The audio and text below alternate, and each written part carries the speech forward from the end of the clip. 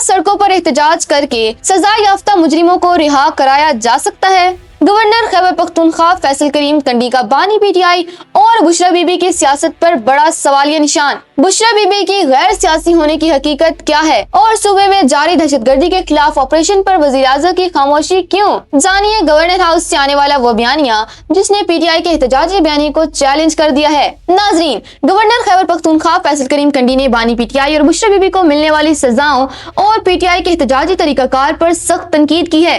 पेशावर में मीडिया से गुफ्तगू करते हुए उन्होंने वाज़ेह किया कि मुल्क में कानून की हुक्मरानी है और किसी भी सजा याफ्ता शख्स को एहतजाज के जरिए रिहा कराना आइन के मुनाफी है। गवर्नर फैसल करीम कंडी ने बुशरा बीबी के गैर सियासी होने के दावों को मुस्तरद करते हुए सवाल उठाया कि बुशरा बीबी कैसे गैर सियासी हो सकती हैं। उन्होंने याद दिलाया कि डी चौक पर होने वाले एहतजाज की क़यादत खुद बुशरा बीबी ने की थी। गवर्नर ने संगीन इल्जाम आयद किया कि खैबर पख्तूनख्वा में सरकारी अफसरान के तबादले और तैनातियां भी बुशरा बीबी के ज़ेर असर होती रही हैं, लिहाजा अब इनका सियासत से लाताल्लुकी का दावा दुरुस्त नहीं। तोशा खाना 2 केस के फैसले पर बात करते हुए गवर्नर का कहना था कि कानून अपना रास्ता खुद बनाएगा। उन्होंने पीटीआई क़यादत को मशवरा दिया कि अगर उन्हें लगता है कि गिरफ्तारियां गलत हैं या फैसले में नाइंसाफी हुई है तो सड़कों पर हंगामा आराई करने के बजाय अदालतों से रुजू किया जाए, क्योंकि इंसाफ का रास्ता वहीं से निकलता है। सूबे में सिक्योरिटी की सूरत हाल पर तशवीश का इजहार करते हुए फैसल करीम कंडी ने 2 टोक अल्फाज में कहा कि जहां दहशतगर्द होंगे